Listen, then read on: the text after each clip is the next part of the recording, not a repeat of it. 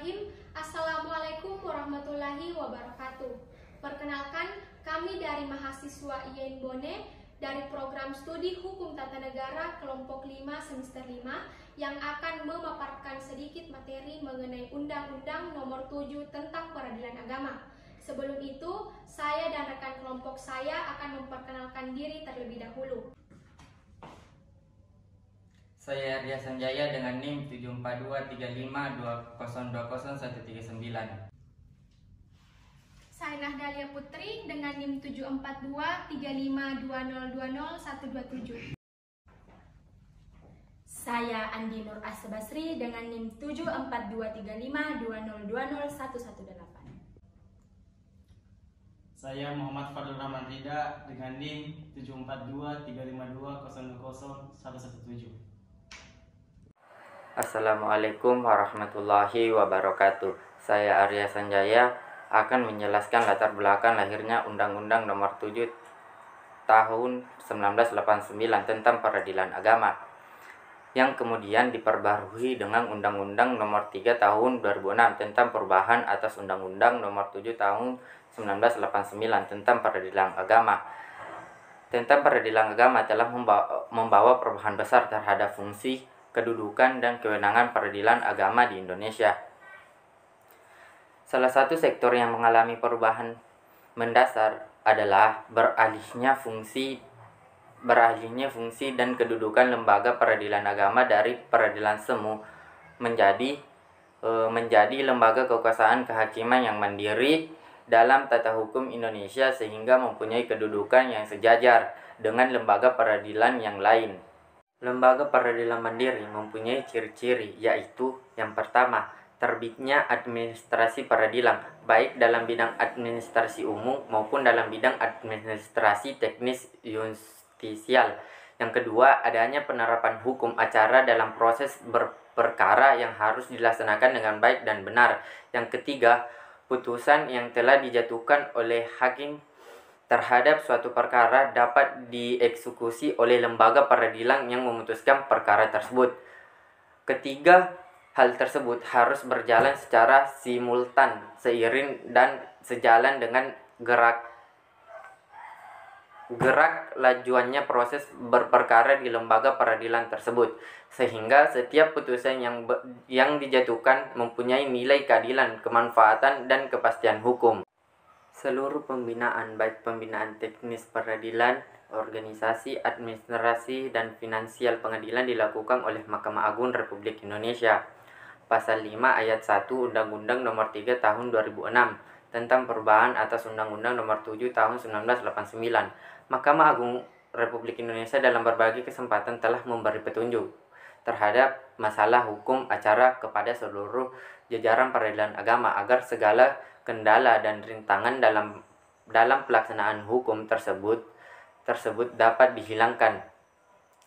Hukum acara yang berlaku di lingkungan peradilan agama adalah hukum yang berlaku dalam lingkungan peradilan umum sebagaimana telah ditetapkan dalam pasal 54 Undang-Undang Nomor 7 Tahun 1989 tentang Peradilan Agama.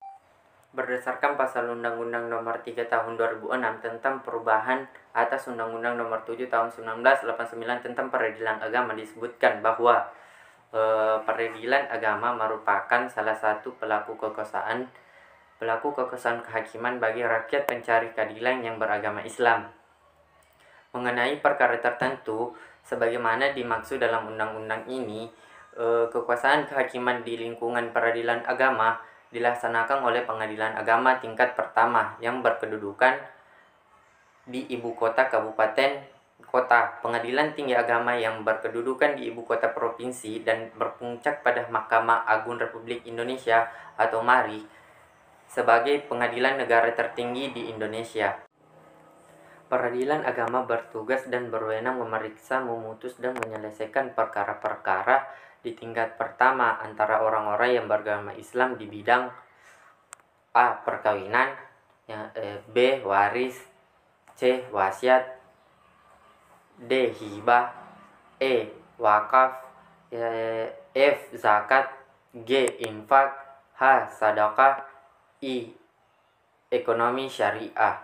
Untuk itu, segala perencanaan, pengorganisasian, pengawasan dalam upaya mempertahankan, meningkatkan mutu dan kualitas dalam memberi pelayanan kepada para pencari keadilan harus memperhatikan asas sederhana, cepat, dan biaya ringan agar semua perkara dapat diselesaikan tepat waktu. Untuk itu perlu dilakukan upaya-upaya dalam meningkatkan mutu dan efektivitas pelayanan kepada masyarakat pencari keadilan di masa mendatang. Maka peradilan agama perlu kiranya melakukan evaluasi terhadap permasalahan-permasalahan serta faktor-faktor penghambat penyelesaian perkara agar mampu menyelesaikan tugas secara tuntas dan tidak memiliki tanggungan.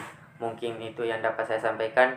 Mohon maaf atas kekurangannya. Selanjutnya saya akan membahas mengenai dasar hukum berlakunya Undang-Undang Nomor 7 tentang Peradilan Agama. Ada dua dasar hukum, yaitu dasar filosofis dan dasar yuridis.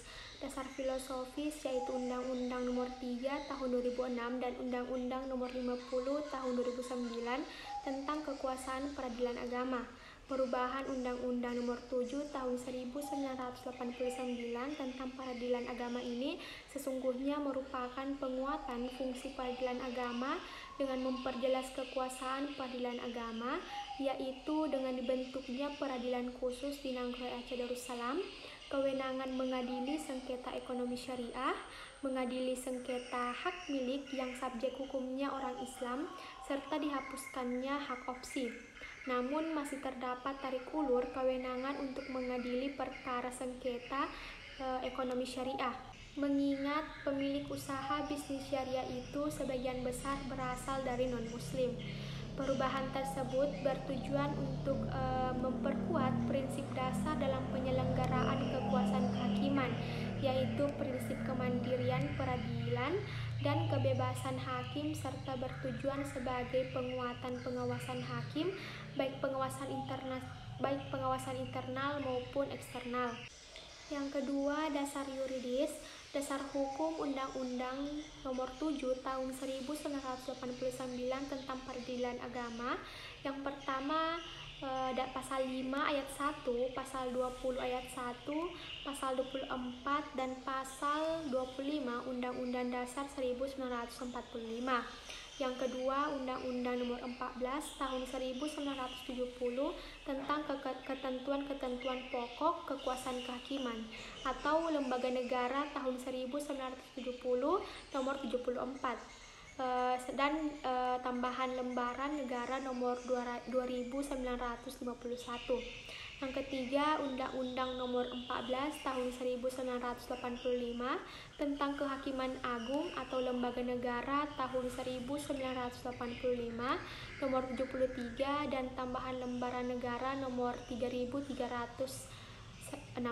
Itulah pemaparan singkat dari saya. Sekian dan terima kasih. Assalamualaikum warahmatullahi wabarakatuh.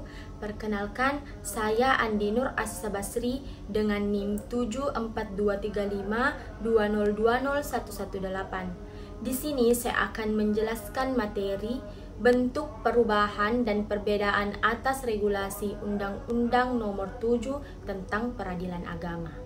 Adapun bentuk perubahannya, yang pertama, Undang-Undang Nomor 3 Tahun 2006, perubahan pertama atas Undang-Undang Nomor 7 Tahun 1989 tentang Peradilan Agama. Adapun yang kedua, Undang-Undang Nomor 50 Tahun 2009, perubahan kedua atas Undang-Undang Nomor 7 Tahun 1989 tentang Peradilan Agama. Adapun letak perbedaannya yaitu pada kompetensi absolut. Kompetensi absolut pengadilan agama adalah kekuasaan pengadilan agama yang berhubungan dengan jenis perkara yang menjadi kewenangannya. Pasal 49 Undang-Undang Nomor 3 Tahun 2006 tentang perubahan atas Undang-Undang Nomor 7 Tahun 1989 dan perubahan kedua Undang-Undang Nomor 50 Tahun 2019 tentang pengadilan agama serta asas personalitas keislaman menjadi dasar kompetensi absolut pengadilan agama dalam menerima, memeriksa, memutus dan menyelesaikan perkara-perkara. Adapun perkara-perkaranya yaitu perkawinan, kewarisan, wasiat, hibah, wakaf, zakat, infak, sedekah, serta ekonomi syariah.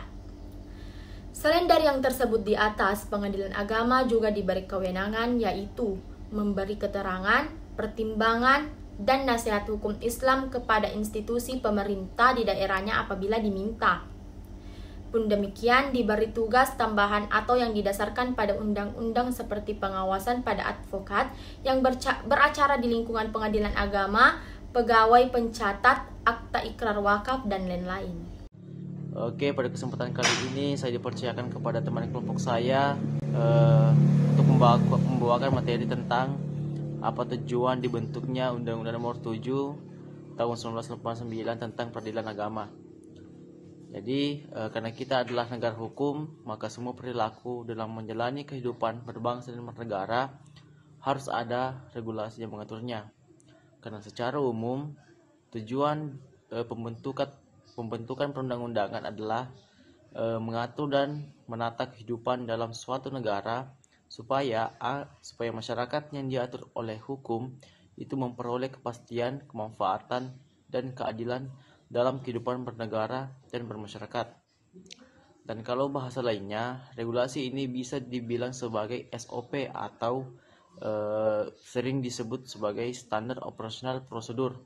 Jadi, ketika peradilan agama ingin menjalankan tugas dan kewenangannya, sudah ada aturan mengatur dan membahas tentang hal-hal apa saja yang boleh dan tidak boleh dilakukan dalam menjalankan tugas sebagai salah satu alat negara yang berkecimpung dalam bidang penegakan hukum.